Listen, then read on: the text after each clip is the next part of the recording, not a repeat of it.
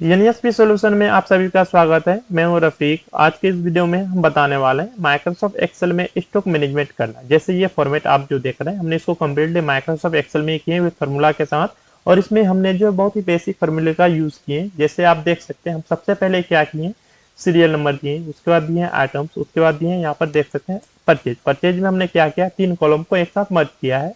उसमें सबसे पहला कॉलम पे दिए यहाँ पर हम क्वांटिटी का प्राइस, उसके बाद जो यहाँ दे दिए अमाउंट। उसी तरह से सेल्स को भी सेम किए हैं, क्वांटिटी प्राइस एंड अमाउंट में। उसके बाद हमने क्या किया, क्लोजिंग स्टॉक में 2 कॉलम को हमने ग्रुप किया, एक में दिए क्वांटिटी, दूसरा में दीजिए हम अमाउंट। उसके बाद हम यहाँ पर चले आए प्रॉफिट एंड लॉस में, हमने जो यहाँ पर जो ना 2 रो को एक साथ जो है मर्ज किया है, ठीक है, 2 सेल को। तो चलिए अब यहाँ पर देख सकते हैं, हम इसका क्वांटिटी को बढ़ा घटा दें। जैसे हम 10 ले लेते हैं, देख सकते हैं यहाँ पर आ जाएगा अमाउंट, सब कुछ ऑटोमेटिकली यहाँ पर हो रहा है। जैसे हम सेल करते हैं कितना, 4, तो देखिए 400 रुपये का हमें जो प्रॉफिट हुआ है, ठीक है। जैसे हमें लॉस हो रहा है या नहीं हो रहा है, चलिए हमने क्या करते हैं यहाँ पर, जैसे 400 का हमने जो चल गया, कितना का 400 का जो है लॉस हो रहा है, देख रहे हैं। उसी तरह से अगर हम प्रॉफिट लॉस कुछ भी नहीं, हम इक्वल पे लिया और इक्वाली पे हम सेल कर देते हैं 500 पे, 500 पे देखिए कुछ भी नहीं, जीरो। तो इस तरह का कैलकुलेशन आप भी बहुत ही इजीली जो है क्या कर सकते हैं, माइक्रोसॉफ्ट एक्सेल में कर सकते हैं। तो उसके लिए हम सबसे पहले माइक्रोसॉफ्ट एक्सेल को ओपन कर लेते हैं। तो हमने माइक्रोसॉफ्ट एक्सेल को ओपन कर लिया। करने के बाद चलिए सबसे पहले हम देते हैं सीरियल नंबर। जैसे हमने सीरियल नंबर दे दिया, देने के बाद अब देना चाहते हैं यहाँ पर आइटम्स। आइटम्स कौन कौन से आपको जो है, आपके पास जिस तरह का बिजनेस हो, जिस तरह का भी दुकान हो, उस तरह से जो है आप क्या कर सकते हैं, यहाँ पर आइटम ने दे सकते हैं। तो चलिए सबसे पहले हम देना चाहते हैं यहाँ पर, जैसे हमने जो माउस दे दिया, क्वांटिटी हमने कितना पीस खरीदा, जैसे 10 पीस खरीदा हमने, और यहाँ पर अमाउंट दे दिया जैसे हमने 400 रुपीज। अब यहाँ पर क्या करना है, हमें जो प्राइस दे दिया 400 का, अब हमें अमाउंट निकालना हो तो हम क्या करेंगे, इक्वल, यहाँ पर बहुत ही सिंपल कैलकुलेशन करेंगे। हमें क्या करना है, क्वांटिटी को जो है प्राइस से गुना करना है, देखिए आ जाएगा यहाँ पर। अब हमें क्या करना है, सेल करना है। सेल हम कर देते हैं 8 पीस, ठीक है। अब प्राइस कितना देना चाहते हैं, चलिए 450 का हम दे देते हैं। अब यहाँ पर अमाउंट निकालना हो तो सेम वही, जैसे हमने जो परचेज का किया, सेम वही फॉर्मूला यूज करेंगे। तो क्या करना है, क्वांटिटी इंटू प्राइस, देखिए आ जाएगा यहाँ पर अमाउंट, ठीक है। अब यहाँ पर हमें क्या करना है, क्लोजिंग स्टॉक निकालना हो कि क्लोजिंग स्टॉक में क्वांटिटी कितना बचा और कितना अमाउंट हमारा वैल्यू है क्लोजिंग में।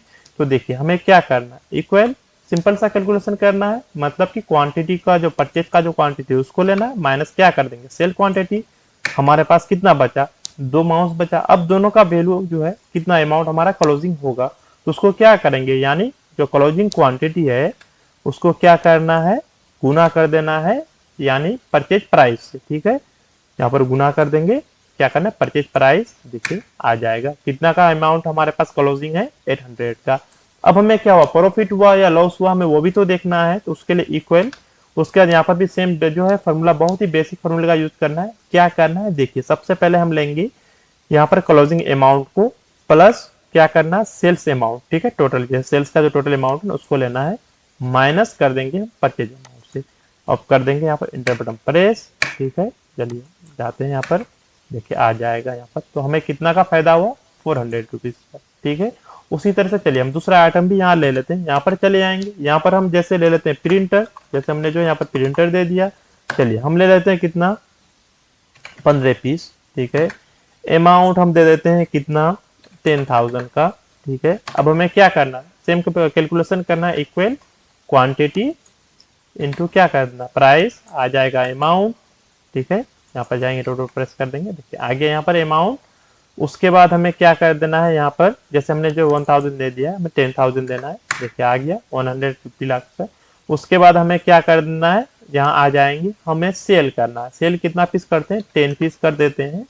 और हम सेल कितना करते हैं पर पीस, 12,000 रुपये हम जो है सेल कर देते हैं। अब यहाँ पर अमाउंट निकालना है तो सेम कैलकुलेशन करना है। तो हमें क्या करना है, इक्वल, उसके बाद क्वांटिटी इंटू प्राइस, देखिए यहाँ पर जो है आ जाएगा। अब हमें क्या करना है, यहाँ पर क्लोजिंग स्टॉक निकालना हो, क्वांटिटी कितना बचा है, तो इक्वल हमें क्या करना है, purchase quantity minus cell quantity, कितना बचा हमारे पास, 5 पीस बचा है।